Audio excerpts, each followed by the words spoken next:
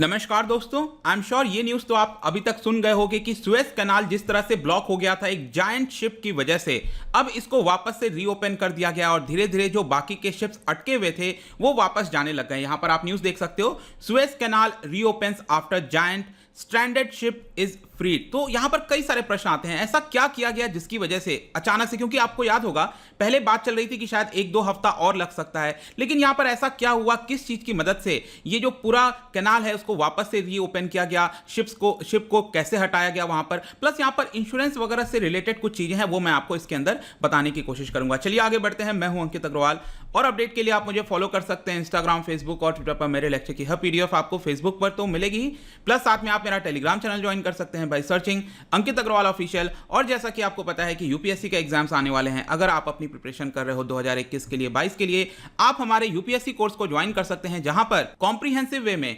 Static plus current सभी चीजें आपको एक जगह उपलब्ध करा दी जाती हैं।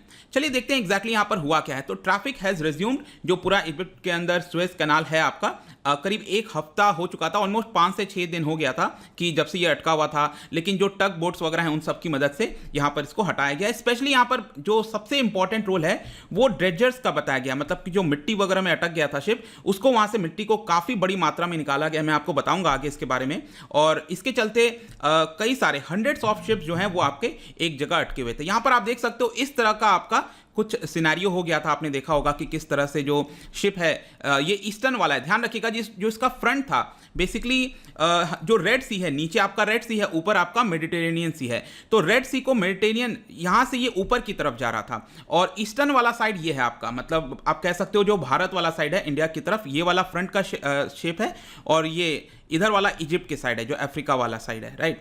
तो इस तरह से अटक गया था और आप देख सकते हो इस तरह से वापस से इसको रेस्क्यू कर लिया गया है। यहां पर जो इजिप्टियन ऑफिशियल्स हैं उनका ये कहना है कि अगले 3 दिन के अंदर जो भी शिप्स अटके हुए हैं वहां पर, क्योंकि आप देखिएगा हर रोज करीब 50 के आसपास जो शिप्स हैं वो जा सकती हैं, तो इसकी कैपेसिटी थोड़ी बढ़ाई जाएगी ताकि ज्यादा शिप्स यहां से गुजर सकें, और अगले 3 दिन के अंदर जो भी शिप्स अटके हुए हैं वो गुजर जाएंगे। लेकिन याद रखना है आपको, इसकी वजह से ग्लोबली अगर आप देखोगे तो बहुत बड़ा इंपैक्ट आया है। तो हो सकता है अगले कुछ हफ्ते लग सकते हैं, कुछ महीने भी लग सकते हैं कि जो पूरे शिप्स, पूरे विश्व भर में जो इंपैक्ट आया है, क्योंकि एक जगह कोई चीज अटकता है तो उसका पीछे का प्रभाव काफी ज्यादा हो जाता है, जो कंटेनर्स हैं उनकी कमी हो जाती है। तो ये सारी चीजें ठीक होते होते अगले महीने भी लग सकते हैं, ऐसा बताया जा रहा है। लेकिन यहां पर सबसे बड़ा प्रश्न है कि ये शिप को कैसे हटाया गया। ये काफी इंटरेस्टिंग है, मैं आपको बताता हूं। सबसे पहले मंडे की बात है, क्योंकि आज ट्यूसडे हो गया। मंडे को जो अर्ली आवर्स था वहां पर इजिप्ट में, उन्होंने टग बोट्स के माध्यम से, मैं आपको बताऊंगा इसके बारे में, टग बोट्स, तो यहां पर 2 लाख टन जो शिप है ये आपका, उसको हटाया गया,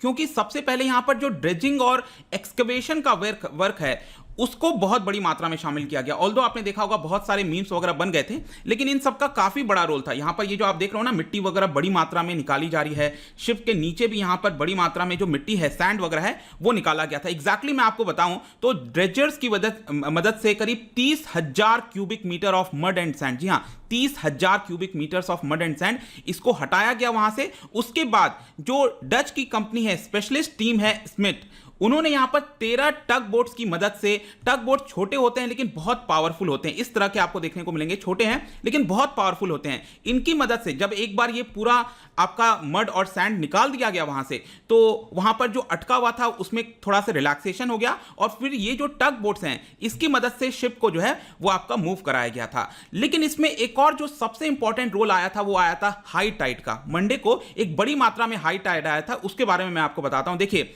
शिप के ऊपर करीब 18,000 के आसपास कंटेनर्स थे, आप जस्ट इमेजिन कर सकते हो। 400 मीटर लॉन्ग शिप था और उसके ऊपर 18,000 कंटेनर्स। तो यहां पर डर भी ये लग रहा था कि क्या हमें ये पूरे 18,000 कंटेनर्स निकालने पड़ेंगे, क्योंकि आप जस्ट इमेजिन करके देखो, जो कंटेनर्स निकाले जाते हैं वो बड़े बड़े मशीन्स के थ्रू निकाले जाते हैं, हैवी होते हैं। तो यहां पर तो आपको अचानक से तो मिलेंगे नहीं वो मशीन्स, तो मशीन लाना, उसको कंटेनर्स को हटाना, मतलब बहुत लंबा समय लग सकता था। तो काफी ज्यादा डर था कि क्या ये कंटेनर्स निकालने पड़ेंगे। लेकिन फॉर्चुनेटली यहां पर क्या हुआ, मंडे को एक बहुत अच्छा हाई टाइड आया। हाई टाइड की वजह से क्या होता है कि यहां पर बयोंसी आ जाती है, मतलब कि जो शिप है जो अटका हुआ था नीचे वो थोड़ा सा ऊपर आ जाता है, तो ऑटोमेटिकली जो सैंड में ये अटका हुआ था बड़ी मात्रा में, उससे भी हाई टाइड की वजह से ये आपका ऊपर आ गया। और उसके सबसे पहले क्या हुआ, जो पिछला वाला हिस्सा है शिप का वो पहले फ्री हो गया, और फिर आगे चलकर जो फ्रंट वाला हिस्सा है वो आपका फ्री हो गया था। ये देख सकते हो, सबसे पहले ये जो पिछला वाला हिस्सा है ये फ्री हुआ था, थोड़ा सा हिला था, और आपने सुना भी होगा उस दिन कल के डेट में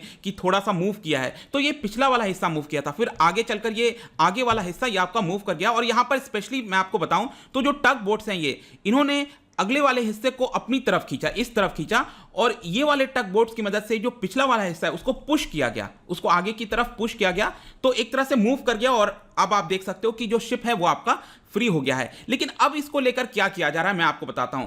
आपने सुना होगा सुएज कैनाल के अंदर एक काफी बड़ा लेक आता है जिसको कहते हैं ग्रेट बिटर लेक। यहां पर आप देख सकते हो ऊपर मेडिटेरेनियन सी है, और जो ऊपर वाला हिस्सा आपने सुना होगा पोर्ट सैयद है यहां पर, और जो सबसे नीचे है यहां पर निचला वाला हिस्सा सदर्न साइड में, यहां पर पोर्ट जो है टॉफिक आपको मिलेगा, राइट। तो ये दो हिस्से हैं, और जो शिप है आपका वो यहां पर अटक गया था क्योंकि ये नीचे से ऊपर जा रहा था और एग्जैक्टली यहां पर आपका अटक गया था। तो यहां पर अब फ्री किया गया है। तो अब इसको यहां पर एक बड़ा सा लेक है ग्रेट बिटर लेक, तो यहां पर लाकर इसको रोका जाएगा और फिर जाकर यहां पर काफी सारे इंस्पेक्शंस किए जाएंगे, टेक्निकल मैनेजर्स वगैरह उसको देखेंगे कि क्या ये ठीक है कि नहीं है, और फिर देखा जाएगा कि क्या हम इसको रॉटरडैम ले जा सकते हैं कि नहीं। क्योंकि आपको याद होगा ये जो शिप है वो आपका नेदरलैंड में जो रॉटरडैम है वहां पर ले जाया जा रहा था। तो अगर सब कुछ सही रहा तो रॉटरडैम चला जाएगा, अदरवाइज इसकी फर्दर इंस्पेक्शन और टेक्निकल चीजों के थ्रू इसको जो है ठीक करने में कोशिश की जाएगी। और यहां पर एक चीज सामने कर आई थी कि इस शिप को कोई ऐसा डैमेज अभी तक तो नहीं लग रहा है, ना तो कोई पोल्यूशन हुआ है सच, और ना कोई मैकेनिकल या फिर इंजन फेलियर हुआ है। शिप एकदम बिल्कुल सही है ऐसा बताया गया, जस्ट बिकॉज उस दिन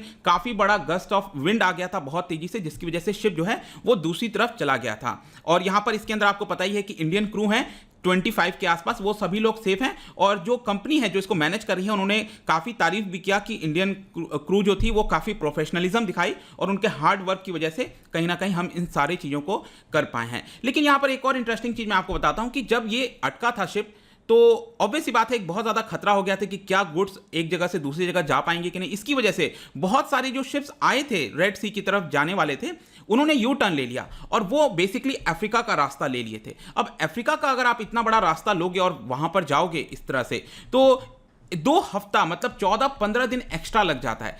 तो क्या हुआ है कि जिन्होंने यहां पर ये वाला रास्ता ले लिया है, अब उनके लिए थोड़ा सा लॉस आप कह सकते हो जो भी है, क्योंकि जो यहां पर 1 हफ्ता यहां पर रुकना पड़ता है उसके बजाय उनको 2 हफ्ता करीब अब रुकना पड़ रहा है। और इसकी वजह से उनको करीब $26,000 का एक्स्ट्रा कॉस्ट जो फ्यूल के तौर पर देना है वो भी देना पड़ेगा। तो ठीक है, अब उपाय नहीं, हो सकता है ये 2 वीक और लग सकते थे, तो फिर भी कई सारे शिप्स ने अपना यू टर्न ले लिया था।